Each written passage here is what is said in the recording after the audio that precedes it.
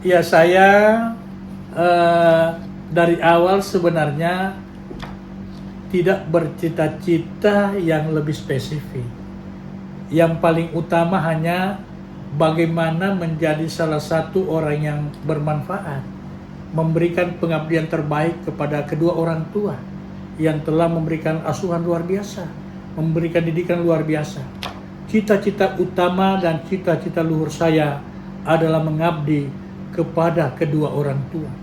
Tapi seiring perjalanan proses hidup, saya hari ini menjadi seorang kepala dinas, dan tidak lepas dari apa yang saya dapatkan ini adalah untaian belas kasihan dan upaya dari kedua orang tua saya.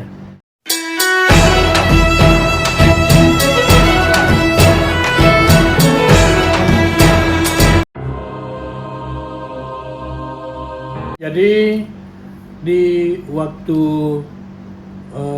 sekolah di SMP dan SMA, memang saya rasakan bagaimana perjuangan dalam menuntut ilmu itu, karena di zaman dulu dengan zaman sekarang sudah sangat jauh berbeda.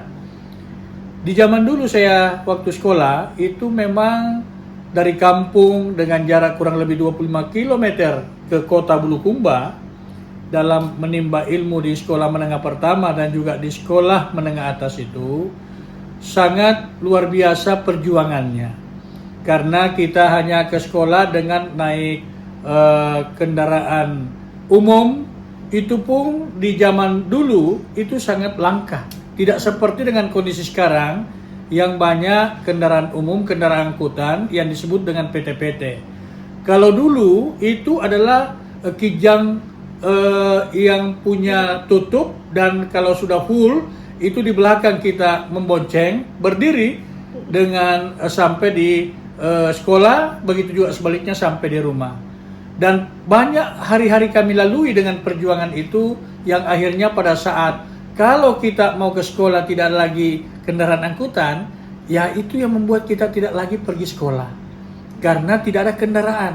Kita mau jalan kaki, bayangkan kalau 25 kilo yang harus kita tempuh start dari sekolah pagi sampai di kota.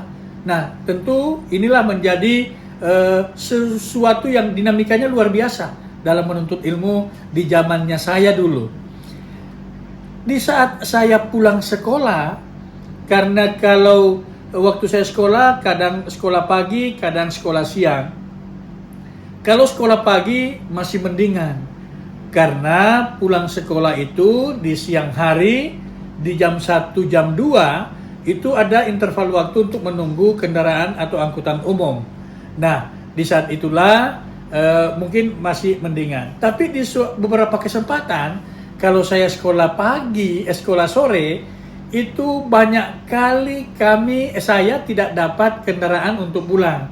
Nah, dengan teman-teman biasa ada kita 2-3 orang, bahkan ada kebetulan banyak beberapa yang ketinggalan tidak dapat kendaraan, saya jalan kaki dengan cukup jauh, karena dari kota ke kampung saya itu tadi kurang lebih kalau diakumulasi PP itu kan 25 km.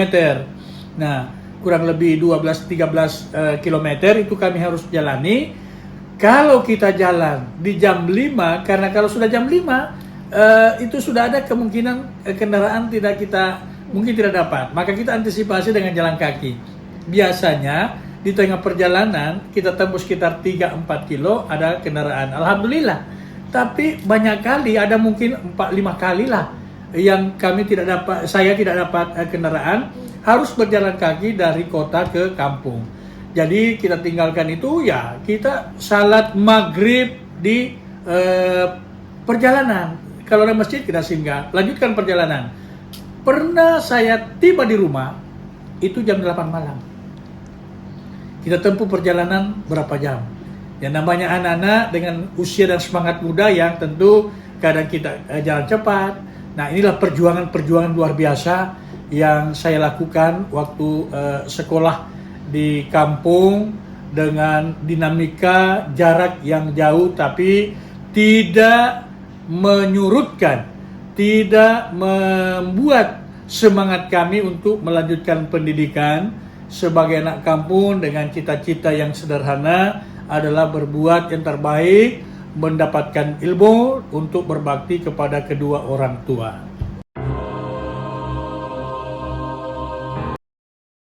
Jadi setelah saya tamat SMA itu di tahun 1986. Di saat yang bersamaan bapak saya seorang pegawai negeri di kantor daerah Bulukumba dan sudah memasuki pensiun di tahun itu. Di zaman dulu kalau pegawai pensiun tidak seperti sekarang, langsung nyambung gaji pegawai aktifnya ke gaji pensiunnya, karena begitu sistem yang semakin canggih sekarang ini. Di zaman dulu itu ada beberapa hampir setahun, bahkan lebih, bapak saya pensiun tidak terima gaji, terstop. Sehingga mama saya yang sebagai ibu rumah tangga murni tentu berpikir keras, memutar otak untuk bagaimana anak-anaknya ini bisa melanjutkan pendidikan. Saya bersaudara seibu sebapak itu 8, yang hidup 7. Nah, dengan 7 ini semua sekolah. Nah, pada saat itu dengan tidak dapat gaji terstop, bapak saya putar otak, kebetulan saya tinggal di samping sekolah SD. Tinggal di samping SD 182. Di situ mama saya mulai mencoba untuk mengantisipasi menutupi biaya-biaya hidup dan biaya sekolah anak-anaknya, karena saya lagi menganggur ini, tidak lolos disiplin baru 86. Akhirnya di saat itu saya membantu ibu untuk berjualan. Ibu saya dulu berjual mie ubi, mie yang bercampur ubi, yang namanya dulu di kampung itu sop ubi. Saya membantu dan juga saya bahkan di saat itu saya turut membantu orang tua untuk bikin jajanan yang akan dijual, membuat jalang kote, membantu membuat kerupuk, kami yang menggilingnya, kemudian ibu yang menggorengnya. Nah, ini kami jalani sampai di tahun 87, akhir dan di awal 88. Karena di masa-masa ini saya tidak langsung kuliah begitu tamat SMA. Jadi kekosongan 2 tahun itu saya gunakan membantu orang tua untuk mencari kehidupan menyambung, itu termasuk mempersiapkan diri untuk saya lanjut pendidikan di 88. Sehingga saya adalah bekerja keras membantu orang tua untuk jual mie, kemudian saya bikin jalang kote, saya putar. Jadi begitu luar biasanya. Jadi pengalaman hidup yang luar biasa di saat saya tamat SMA, menganggur 2 tahun, membantu orang tua, sekaligus mempersiapkan diri untuk melanjutkan pendidikan, dan alhamdulillah di 88 itu saya bisa ikut berpartisipasi dan alhamdulillah tes dan lolos untuk lanjut pendidikan S1.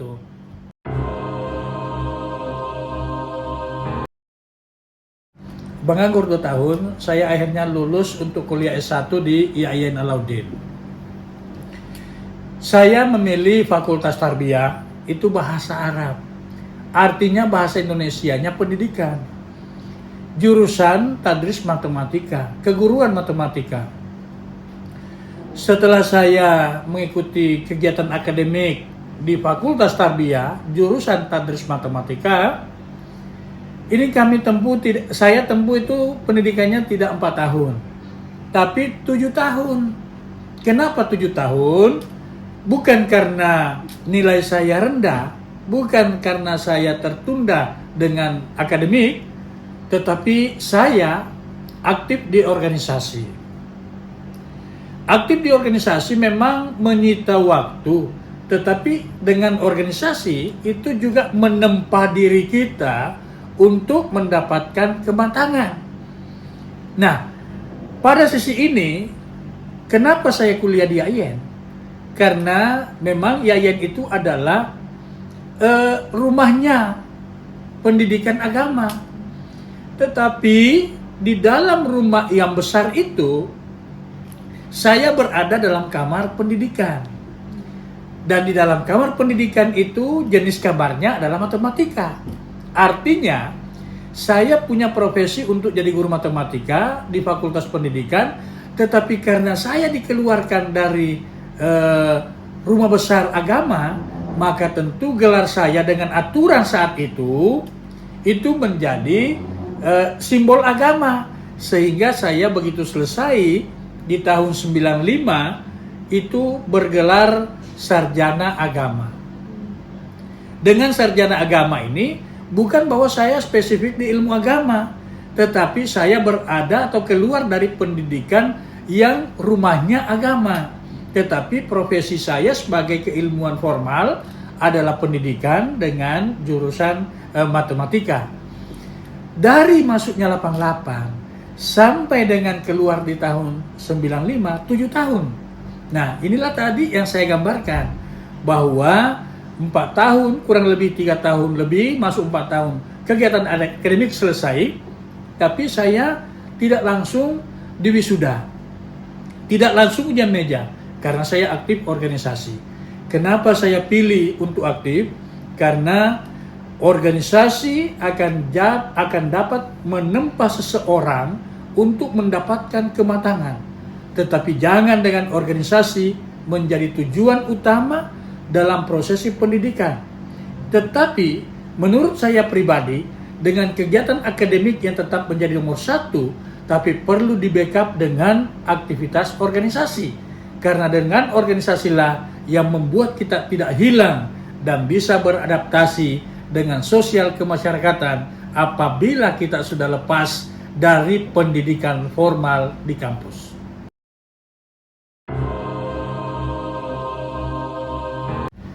Ya, di saat saya 2 tahun menganggur, tidak melanjutkan pendidikan setelah tamat SMA, saya dengan teman-teman di kampung yang namanya ada di sana Kampung Sepang.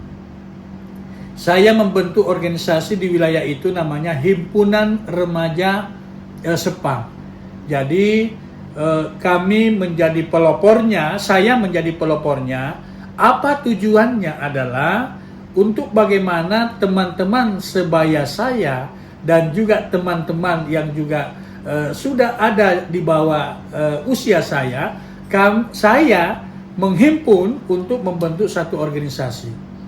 Tujuan utamanya, tujuan sentralnya adalah membuat sesuatu yang bisa lebih berdaya di kampung itu. Dan di saat itu saya mengaktifkan organisasi ini apa adanya.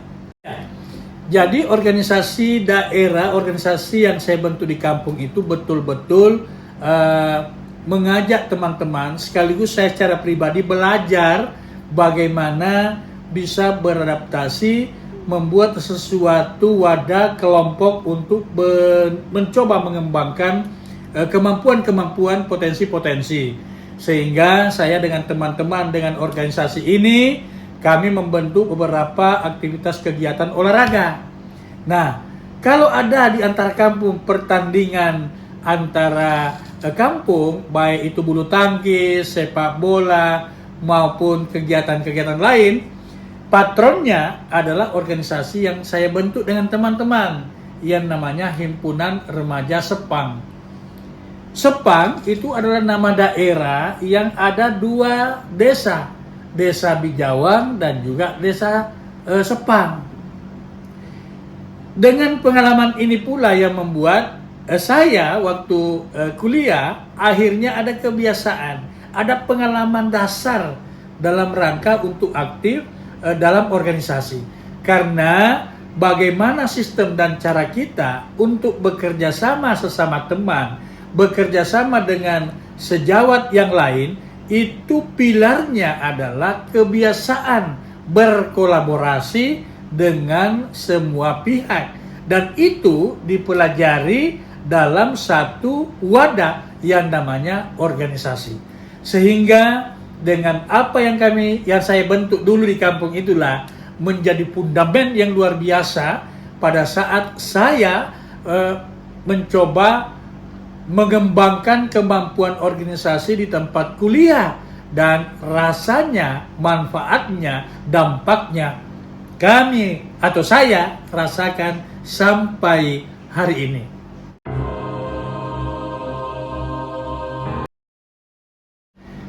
Saat saya kuliah dengan aktif di banyak organisasi, salah satu aktivitas daripada mengembangkan kebiasaan yang saya alami pada saat menganggur 2 tahun itu dengan banyak menulis surat di kampung itu dengan korespondensi, akhirnya saya kembangkan saat kuliah. Pada saat saya masuk di semester 3, saya sudah mencoba untuk menulis beberapa artikel istilahnya. Nah, artikel ini kami buat sendiri. Saya lihat, apa yang menjadi tema? Mahasiswa yang menjadi salah satu aspek inovatif. Kalau ini yang saya kembangkan, ada salah satu judul saya temukan, saya mencoba membuat sendiri dengan menggunakan mesin ketik yang tempo dulu. Itu yang 11 jari, yang merek Brother itu. Itu menjadi modal saya saat itu. Nah, sebelum saya mengembangkan lebih jauh, memang di kampus ada namanya surat kabar kampus, koran kampus. Saya aktif di situ, namanya Wasilah. Di Wasilah inilah saya belajar berjurnalistik. Ya. Nah, di situ saya ditempa bagaimana cara menulis opini, bagaimana cara menulis feature, berita dan lain-lain. Saya kembangkan potensi menulis ini, menulis karangan ini dalam bentuk artikel. Akhirnya di satu kesempatan, di masih semester 3 mau masuk semester 4, di IAIN Alauddin, saya mencoba membuat 2 buah tulisan. Dan saya ketik dengan mesin ketik tempo dulu dengan Brother, dengan 6 dan 7 halaman. Saya kirim di Fajar. Begitu luar biasanya saat tulisan saya salah satunya dimuat. Dimuat di harian Fajar, ternyata setelah dimuat yang satu, 2 hari kemudian dimuat lagi yang satu. Nah, inilah menjadi rangsangan luar biasa. Karena saat pertama kali tulisan saya, artikel saya dimuat di Fajar, luar biasanya gembiranya, sehingga koran, surat kabar yang terbit hari itu, saya bawa ke kampus. Saya perlihatkan teman-teman, ini luar biasa, saya menulis dengan salah satu judul opini saat itu, yang judulnya saya lupa, tapi adalah sesuatu menggairahkan. Dan yang terpancing lagi adalah tulisan yang saya buat ternyata dihargai dan ada honornya. Waktu berjalan menjadi salah satu yang memicu saya dan terus menulis. Bahkan di pedoman juga sudah mulai dimuat. Kira-kira setahun saya terus menekuni itu, dan kalau di rata-rata honor tulisan saya saat itu dari Fajar dan pedoman itu alhamdulillah bisa membantu biaya untuk beli makan, bahkan bisa membantu untuk transport becak dan PT-PT dari tempat tinggal di Makassar ke kampus, karena sekitar antara 45.000 setiap bulan. Bahkan pernah saya dapat hampir 100 di tahun 89, di tahun 90, di tahun 91. Itu menjadi sesuatu kebanggaan tersendiri, dan disitulah menjadi awal dari mengembangkan dunia profesi mahasiswa sebagai mahasiswa yang aktif di jurnalistik dan aktif di koran kampus di Wasilah IAIN Alauddin di zamannya.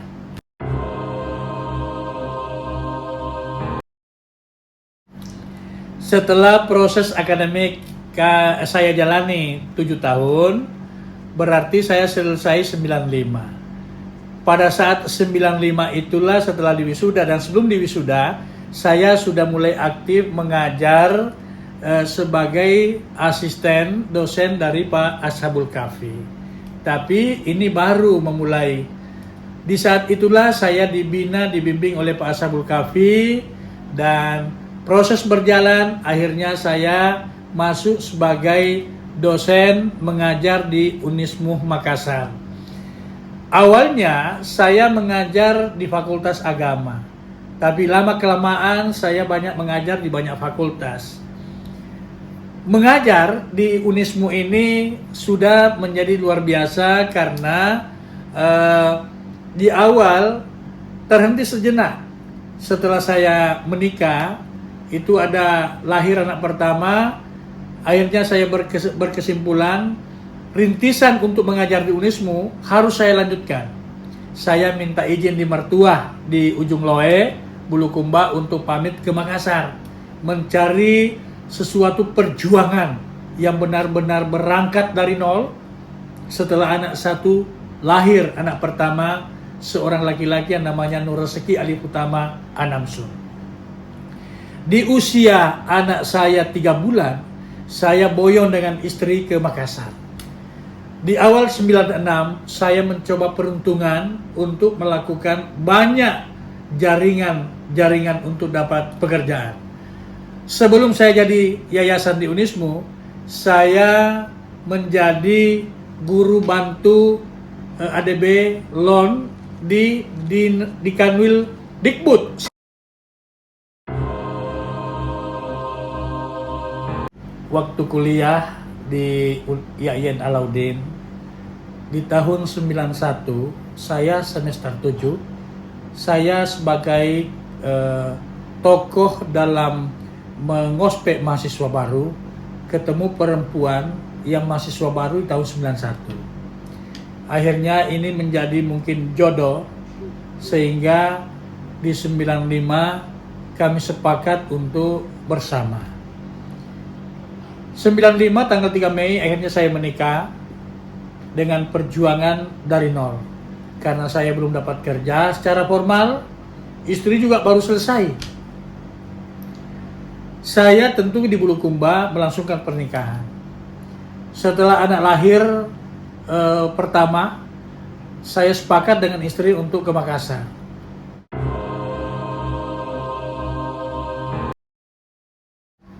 Ya, saya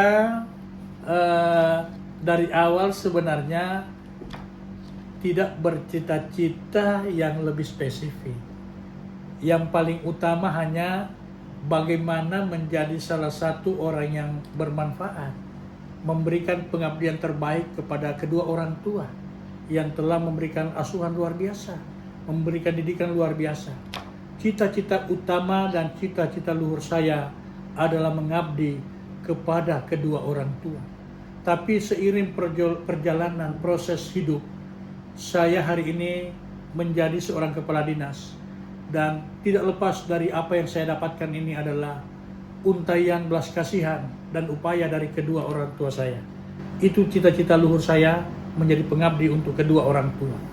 Saya di usia 55 tahun hari ini dengan satu orang istri yang bernama Marhaini Said SAGMM, dengan pekerjaan adalah seorang karyawan Kementerian Agama Kabupaten Goa, usianya 49 tahun, lahir di Bulukumba, putri kedua dari 3 bersaudara. Saya adalah Ahmad Namsun, putra pertama dari 8 orang bersaudara seibu sebapak. Tetapi kalau sebapak, jumlah saudaranya 13. Punya anak 6 orang. Yang pertama, Nur Rezeki Alif Utama Anamsun, usianya 25 tahun. Pendidikannya adalah sarjana S1 Universitas Telkom Bandung. Sekarang ini bekerja sebagai karyawan di Pelindo Makassar. Yang kedua, anak saya laki-laki, Nur Rafi'i Al-Muhtaram Anamsun, usianya 22 tahun. Itu adalah sarjana jurusan mesin, program studi pembangkit energi di Politeknik Negeri Ujung Pandang. Sekarang ini juga menjadi karyawan di PDAM Kota Makassar. Anak ketiga perempuan, namanya Nurul Iftinan Mardia Anamsum. Usianya itu 20 tahun. 20 tahun. Semester 3 Fakultas Hukum Unhas dan juga adalah karyawan sambil bekerja, sambil kuliah sebagai karyawan PDAM Kota Makassar. Anak keempat, perempuan, namanya Mohlisa Anamsum, kelas 3 SMA Negeri 2 Makassar. Kemudian anak kelima juga perempuan, namanya Mufliha Anamsum, kelas 1 SMA Swasta Al-Fitian Kabupaten Goa. Dan anak yang keenam, laki-laki, namanya Abdan Syakura Anamsum, sekolah sekarang ini kelas 2 di SMP Al-Fitian Kabupaten Goa.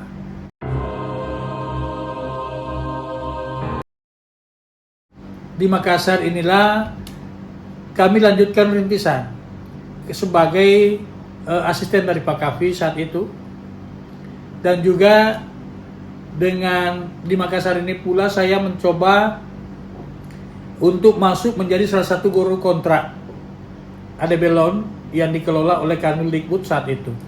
Akhirnya saya diterima dan ditempatkan mengajar di SMP DDI Lekopacing, Kabupaten Maros, cukup jauh. Ini kami jalani beriringan bersamaan dengan tetap menjadi asisten dari Pak Kavi di Unismu Makassar. Dan setelah kami jalani sebagai guru kontra Adebelon, 1 tahun lebih ada penerimaan guru kontra nasional tiap daerah. Saya mendaftar dan juga akhirnya saya diterima. Saya hentikan di Adebelon karena cukup jauh. Saya diterima menjadi guru kontra dalam naungan Dinas Pendidikan Kota, Pemerintah Kota Makassar. Saya ditempatkan sebagai guru kontra di SMP Hadijah. Bersamaan dengan berjalannya ini pula, saya mulai di tahun 96 akhir resmi masuk di Unismu. Saya menjadi dosen di Fakultas Agama. Spesifikasi mengajar evaluasi pengajaran, evaluasi pendidikan, kemudian matematika di PGSDI. Karena Fakultas Agama itu dulu ada jurusan PGSDI, Pendidikan Agama Sekolah Dasar Islam. Nah, ini juga ada mata kuliah matematika. Saya mengajar di situ dan secara beriringan terus berjalan. Di waktu-waktu yang terus berjalan, akhirnya saya aktif sebagai pengajar Unismu dan dikirim mengajar di beberapa daerah.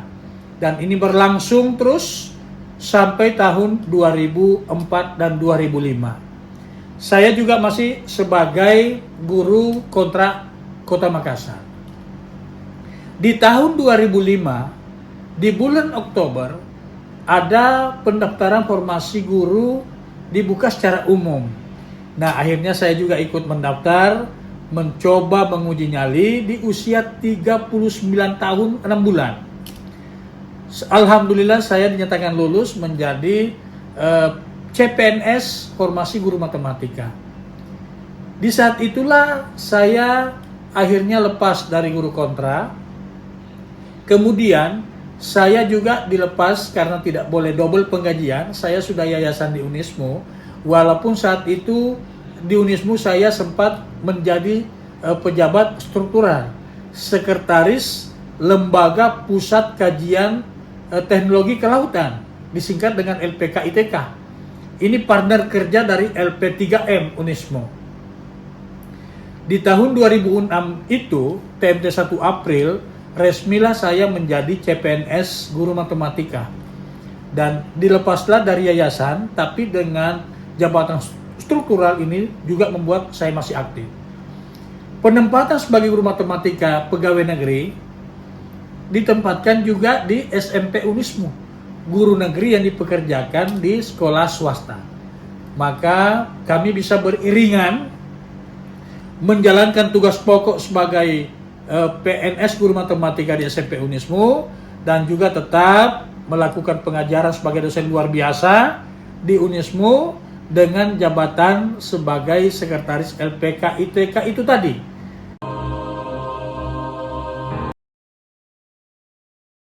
...2008 saya mendaftar jadi anggota KPU.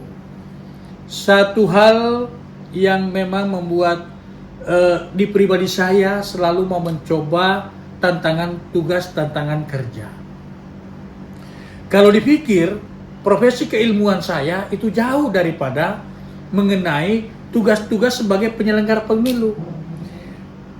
Pengalaman sebagai penyelenggara di saat itu nol. Tidak pernah jadi KPPS, tidak pernah jadi PPS, PPK apalagi.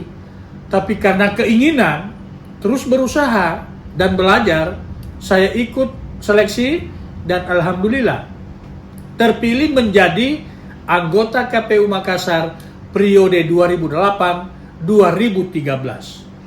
Tantangan besar dalam perjalanan tugas sebagai bagian yang harus kita tekuni, maka tentu dikaitkan dengan dorongan dan keinginan. Apa yang mendasari saya menjadi anggota KPU? Tentu adalah sesuatu yang tantangannya besar. Di pikiran saya, memang kalau kita tidak mencoba masuk pada ranah ruang tantangan tugas yang lain, maka tentu kita hanya berpikir berputar di situ saja. Sehingga dengan alur dan pikiran motivasi inilah yang membuat saya harus berusaha untuk masuk pada arena menjalankan tugas sebagai anggota KPU, dan alhamdulillah selama 5 tahun periode 2008-2013 bisa kami jalankan dengan baik, karena 4 bulan setelah resmi dilantik menjadi anggota KPU di Desember 2008, di April 2009 kami melaksanakan tugas utama dan pokok sebagai penyelenggara pemilu, yaitu melaksanakan pentas dengan pemilihan umum. Disinilah diuji jali kita. Untuk menjadi anggota KPU berat tantangannya. Karena hambatan, tantangan, ancaman dan gangguan itu menyelimuti daripada keberadaan kita setiap hari dalam menjalankan tugas.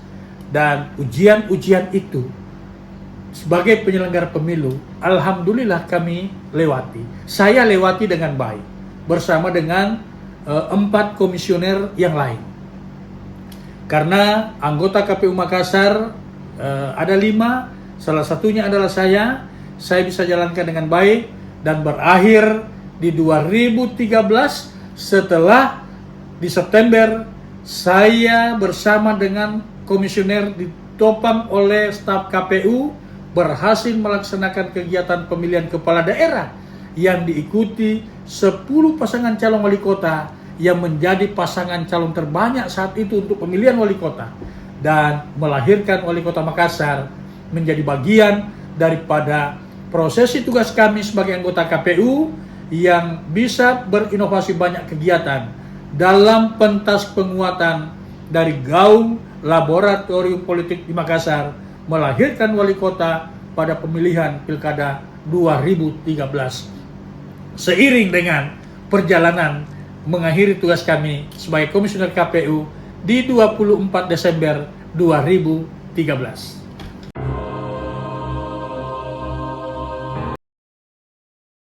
Jadi waktu saya jadi anggota KPU selama 5 tahun itu banyak sekali dinamika yang menjadi tantangannya. Pertama, kalau aktivitas kegiatan kepemiluan, kegiatan pemilu, kegiatan pilkada, saya banyak kali didemo, didatangi oleh massa, tetapi dengan pengalaman di organisasi kemahasiswaan dan pengalaman terkait dengan berkolaborasi dengan banyak orang, alhamdulillah demo-demo itu dapat kita hadapi dengan baik. Pada intinya, demo itu bukan merusak. Demo itu adalah menyalurkan aspirasi. Ada kebuntuan informasi yang mungkin tidak nyambung kepada orang yang melakukan aksi. Saya dan teman-teman tentu selalu berada pada garda terdepan saat itu untuk memberikan penjelasan apa yang menjadi sumbatan informasi. Inilah yang menjadi strategi kami dalam menghadapi masa pendemo waktu di KPU. Dan yang paling unik, teman-teman semua, pengalaman saya sebagai penyelenggara, tantangan luar biasanya adalah karena kepentingan para caleg sangat besar, godaan bagi penyelenggara juga selalu menghadap. Godaan-godaan inilah yang saya jumpai dalam masa-masa perjalanan tugas di KPU. Tapi alhamdulillah dengan pertolongan Allah semua itu dapat kami lalui. Kami menyampaikan kalau ada yang menggoda bahwa apa yang Anda sodorkan sesuatu yang tidak mungkin saya lakukan. Karena nilai yang diharapkan adalah nilai yang bukan lahir dari saya sebagai dosen dan guru. Tapi nilai atau angka yang Anda inginkan adalah saya sebagai anggota KPU hanya menjadi media untuk menampilkan bahwa beginilah angka atau nilai yang Anda dapat dari suara rakyat dan ini murni untuk Anda. Itulah yang kami menjadi sesuatu pencerahan dan berhasil menolak banyak godaan terkait rayuan untuk menaikkan nilai, menaikkan angka pada hal-hal tertentu bagi yang punya kepentingan dengan iming-iming itu yang alhamdulillah kami tidak menjadikan sesuatu yang dapat menghambat, menghancurkan karir, dan kami lewati dan kami beri penjelasan bahwa ini adalah tugas dan tanggung jawab untuk menampilkan nilai itu dari masyarakat. Setelah jabatan sebagai komisioner KPU berakhir di 24 Desember 2013, saya sebagai mantan anggota KPU yang ASN guru, Bapak Wali Kota saat itu Pak Ilham Arif Sirajuddin merestui permohonan saya untuk tidak kembali guru tapi masuk sebagai staf teknis, dan karena dari guru maka ditempatkan sebagai staf biasa di Dinas Pendidikan di Subak Umum Kepegawaian. Ini saya mulai efektif bertugas sebagai staf Dinas Pendidikan itu di 1 Januari 2014.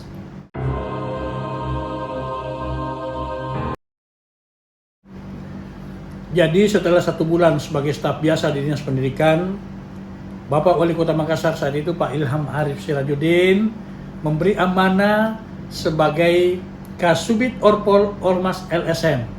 Dilantik saya sebagai eselon 4 di tanggal 5 Februari 2014. Sebulan kurang lebih setelah jadi staf biasa di Dinas Pendidikan.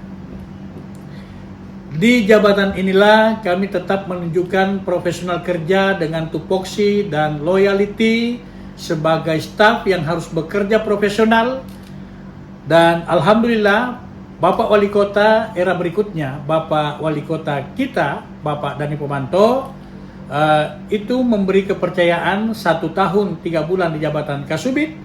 Saya akhirnya dilantik menjadi Kepala Bidang Hubungan Antar Lembaga pada Badan Kesatuan Bangsa dan Politik Kesbampol Pemkot Makassar. Setelah melalui proses seleksi karena Bapak Wali Kota saat itu melakukan seleksi untuk posisi untuk naik kelas. Akhirnya ikut, alhamdulillah dilantik sebagai Kepala Bidang di tanggal 27 Maret 2015. 1 tahun 3 bulan setelah menjabat Kasubit.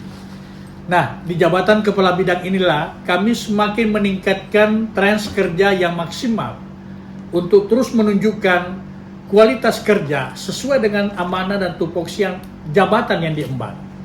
Alhamdulillah, dalam proses seiring perjalanan waktu, di tanggal 11 Agustus 2017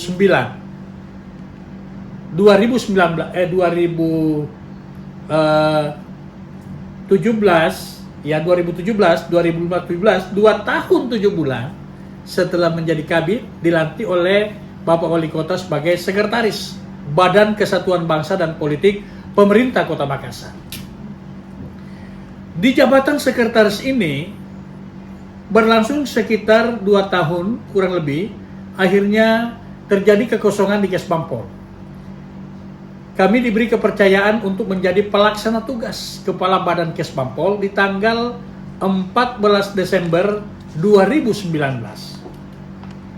Karena Kesbangpol kosong dan beberapa jabatan lain kosong, dibuka lelang jabatan, saya ikut lelang jabatan.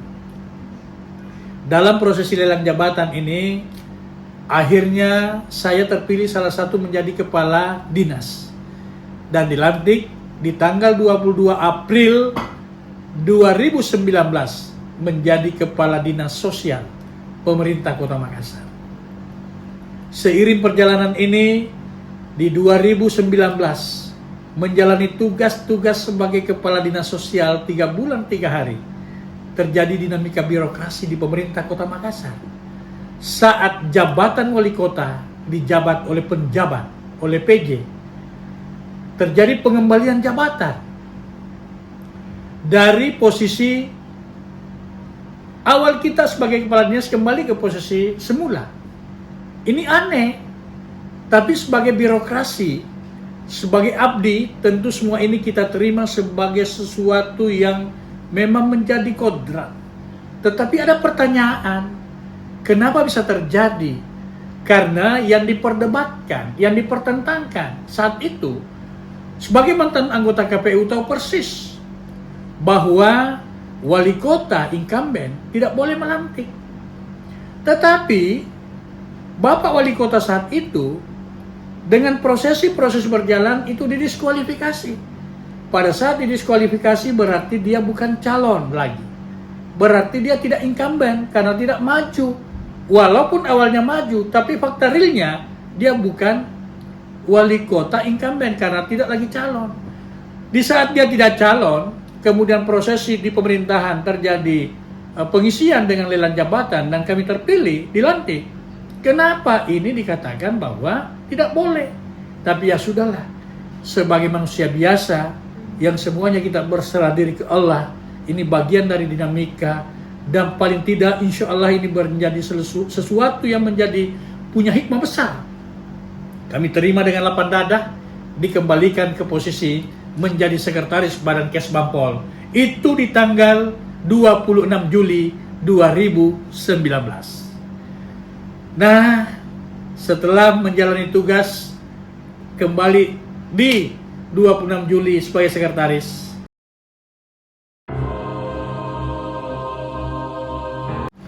jadi setelah dikembalikan dalam jabatan semula sebagai sekretaris Badan Kesatuan Bangsa dan Politik Pemerintah Kota Makassar, dengan lapang dada, dengan penuh semangat juang birokrasi yang tinggi, dengan semuanya adalah hal yang sudah ditentukan yang Maha Kuasa, Allah Subhanahu wa Ta'ala, saya bekerja dengan penuh keikhlasan, bekerja kembali sebagai sekretaris Kesbang. Waktu terus berjalan di 2019-2020, masih dalam tatanan pemerintah Kota Makassar dinakodai oleh PJ. Kami terus bertahan, bekerja.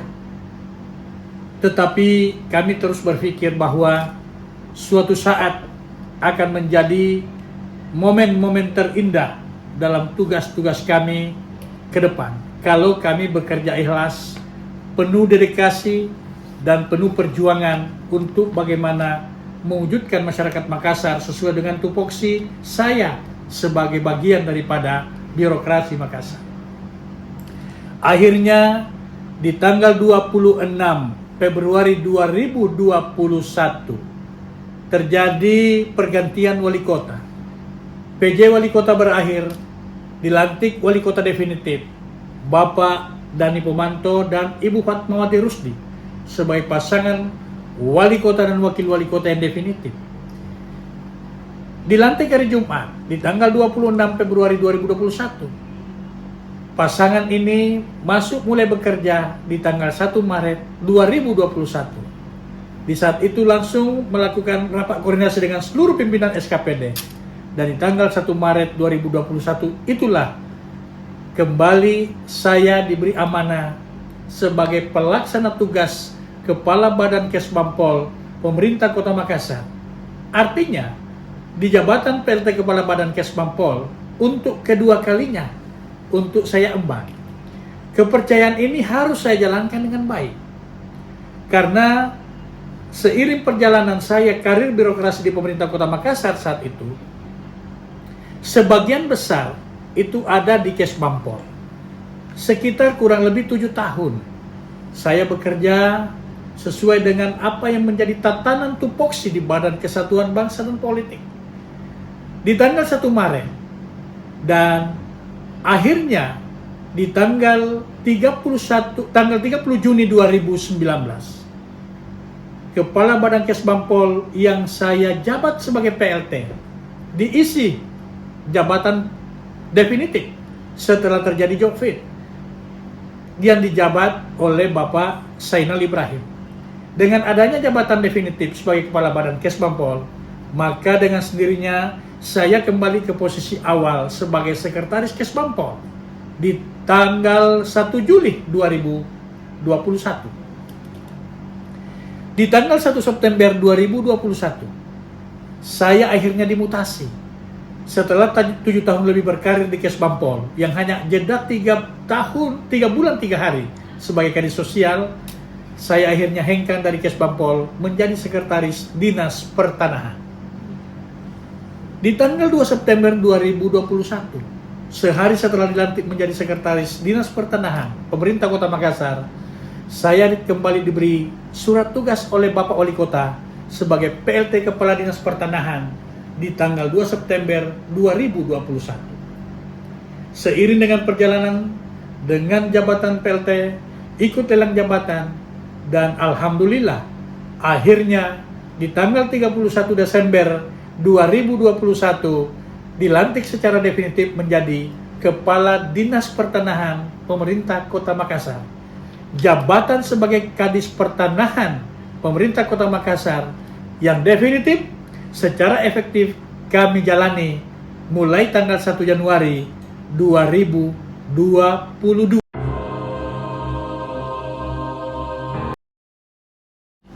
Setelah resmi menjadi pejabat Kepala Dinas Pertanahan di 1 Januari 2022, kami terus melanjutkan apa yang saya rintis saat diberi sebagai pelaksana tugas Kepala Dinas Pertanahan. Saya berkolaborasi dan mencari bagaimana sistem kerja di Dinas Pertanahan ini. Dari kajian-kajian dan pencermatan yang saya lakukan, yang pertama saya lakukan adalah merubah pola mindset dari seluruh staf. Tentu dengan nahoda yang baru, cara mengendalikan pasti berbeda dengan nahoda sebelumnya. Nah, inilah saya lanjutkan dari apa yang saya sudah lakukan di 3 bulan pertama sebagai PLT Kepala Dinas. Yang pertama adalah membuat staf semakin mencintai tupoksi kerjanya di Dinas Pertanahan. Yang kedua adalah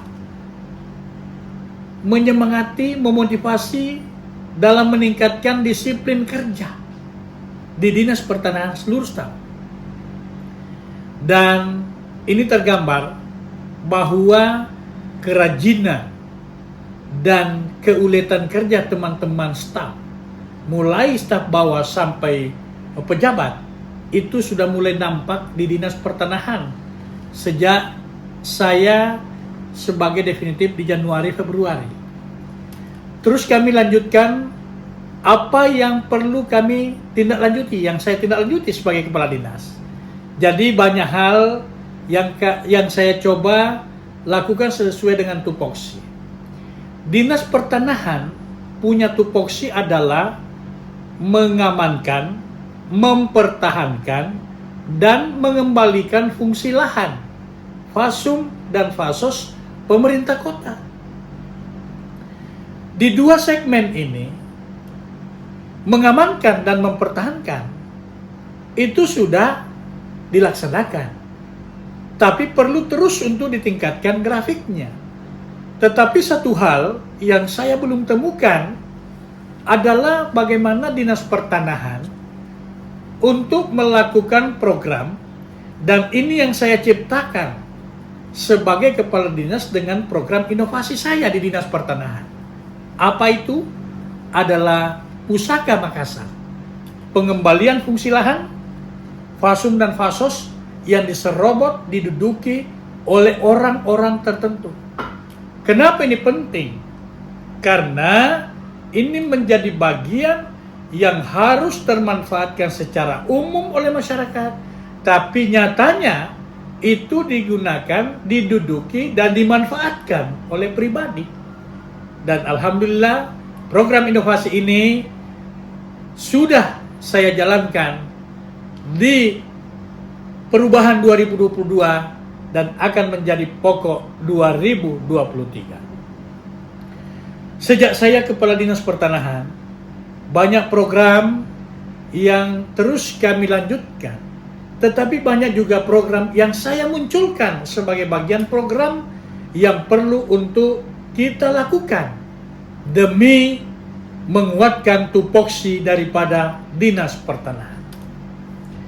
Di era perjalanan Dinas Pertanahan saat ini, sebagai SKPD yang termudah di jajaran pemerintah Kota Makassar, karena Dinas Pertanahan lahir di 2017.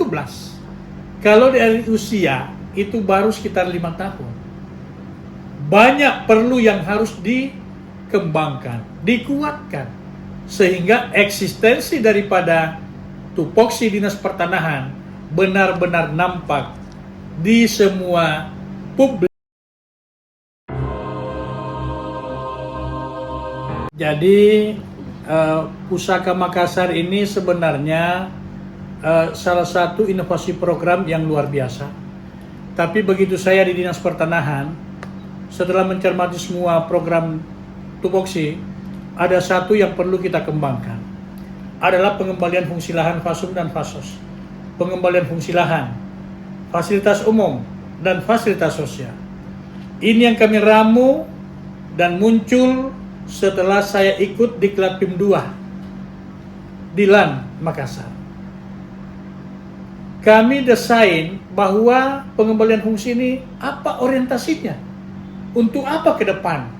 Nah, inilah yang kami interaksikan, bahwa Pusaka Makassar sekaligus menjadi salah satu program inovasi yang saya lakukan sebagai kepala dinas sejak adanya Dinas Pertanahan.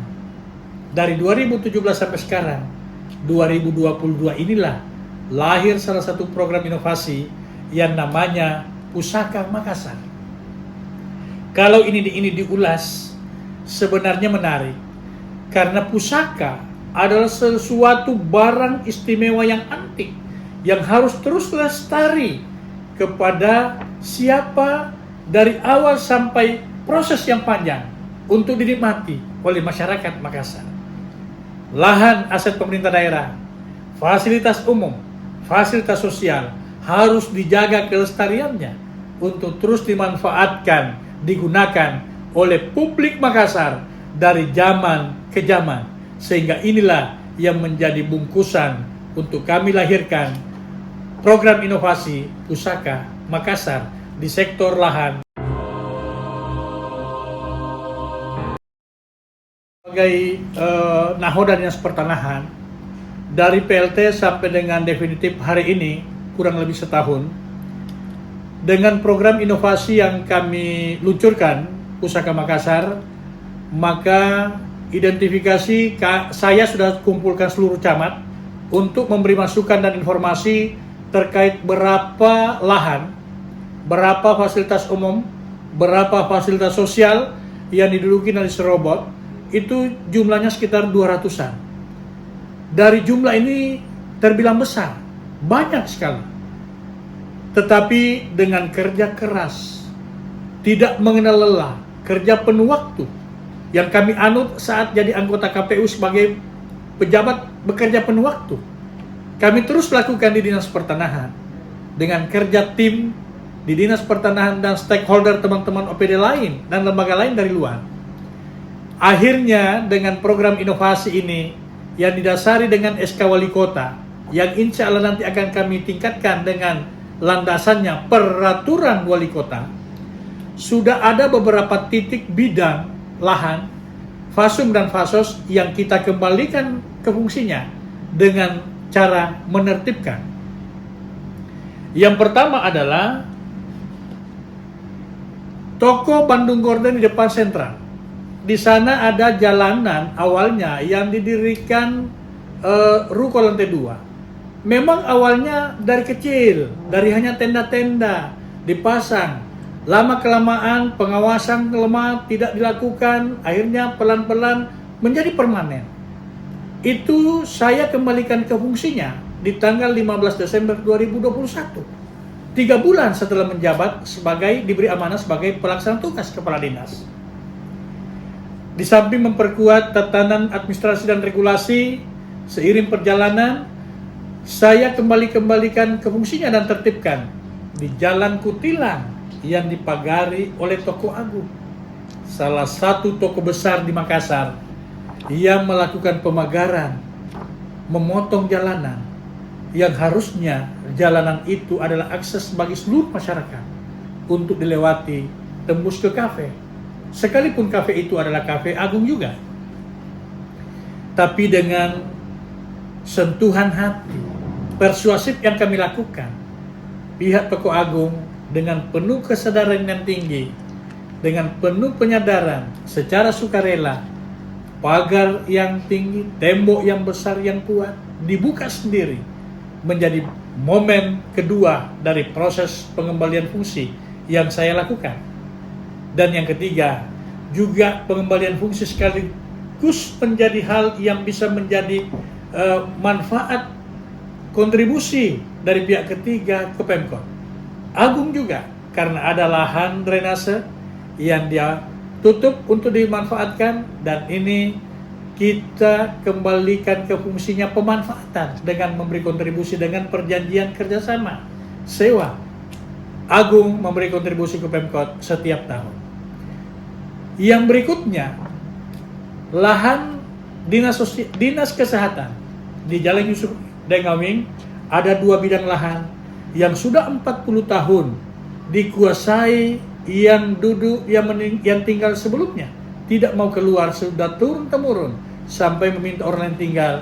Dan selama 40 tahun itu, alhamdulillah, tim pengembalian fungsi Pusaka Makassar berhasil mengembalikan ke fungsinya 2 lahan itu di Jalan Yusuf Dengawing dengan luas sekitar 500 meter bujur sangkar. Dan banyak lagi yang sementara ini kami lakukan pencermatan untuk kita lakukan pengembalian fungsi dengan cara-cara yang sesuai dengan regulasi yang ada di pemerintah Kota Makassar.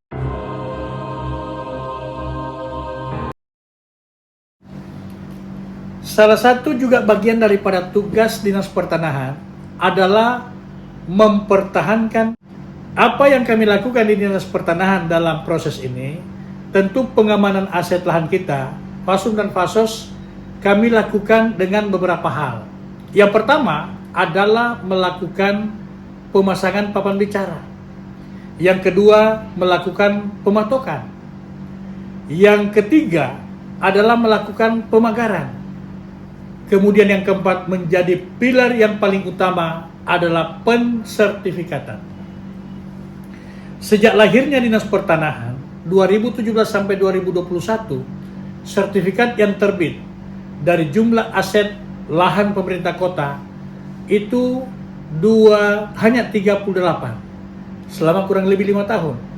Begitu kami dilantik Dinas Pertanahan di 2022 secara efektif, kami ajukan permohonan ke BPN untuk melakukan pensertifikatan sebanyak 89. Dari 89 ini, insya Allah target kami tahun ini, mudah-mudahan semuanya bisa keluar dengan sertifikat. Tapi sampai dengan hari ini, itu sudah ada sekitar 16 yang menjadi sertifikat. Karena besok di tanggal 20 di tanggal 19 Oktober 2022 akan terjadi penyerahan sertifikat dari BPN untuk Losari 4 bidang, Untia 5 bidang. Semua ini adalah program yang harus kita lakukan secara maksimal. Tetapi tidak cukup di sini. Karena melihat data aset yang tercatat di kita yang belum bersertifikat, masih ada 4.089. Belum aset lahan yang belum tercatat.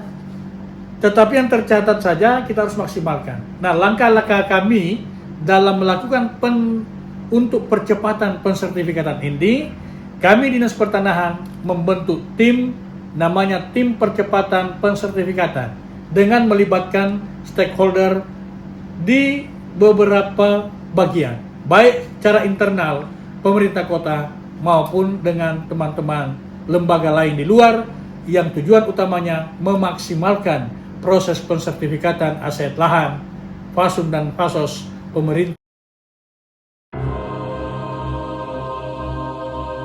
Sebagai seorang kepala dinas, ini memang sejak saya diberi amanah dan menjadi pilar kerja-kerja kami, baik di KPU, di Kesbangpol, di Dinas Sosial, dan juga di Dinas Pertanahan hari ini. Saya sebagai kepala dinas tentu sadar penuh bahwa sebagai seorang leader, sebagai seorang pemimpin, harus memberikan contoh terbaik, teladan terbaik kepada seluruh jajaran staf. Sehingga aktivitas kantor menjadi pilar utama dalam melakukan tugas-tugas setiap hari. Setiap hari kami datang lebih awal, tetapi diawali selalu dengan peninjauan lapangan, kemudian dengan koordinasi dan melapor ke pimpinan. Tapi rata-rata setiap hari kami datang selalu cepat. Dan yang paling luar biasa, sampai saat ini sudah 1 tahun menjabat kepala dinas, saya selalu menjadi orang yang terakhir meninggalkan kantor. Apa yang mendasari ini? Yang pertama, selain menjadi teladan untuk bekerja maksimal, yang kedua selalu menyelesaikan, selalu memeriksa apa yang tertinggal. Kalau ada, kita harus tuntaskan. Pekerjaan setiap hari tidak ada yang tertinggal, kami tuntaskan dan kami cek apa yang harus untuk kita rencanakan pekerjaan besok. Dan inilah yang kami lakukan di Dinas Pertanahan. Selalu menjadi orang terakhir meninggalkan kantor ini.